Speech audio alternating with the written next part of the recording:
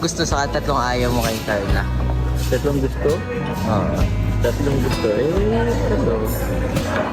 Family oriented. Uy. Yan, isa. Pangalawa, understanding din.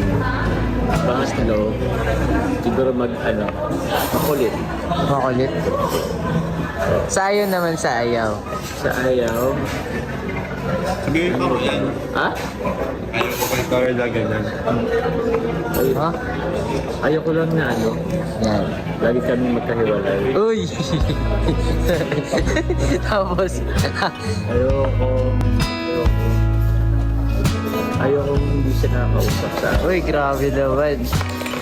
Uy. Bibilis mo na, ha? Miss mo na. Ha? Miss mo na. Palitik. Yeah.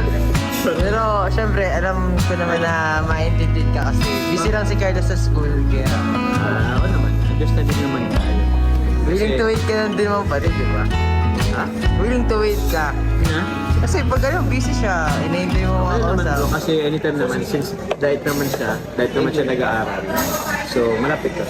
Lapit lang. Ano naman? Sige, thank you. Ano lang? Ano? Tawag yan. Malapit lang. Malapit lang. Feeling din. Sana, uy, malapit lang. Napalayo Di ba yun. malapit din sa Ismael ka? Oh, hindi oh. Di ba naman Malayo yun. Oh? Ay, malapit. Malapit sa puso. Malapit. Sana all. Di ba? Kain lang, di ba? Specific name. Ganda na iting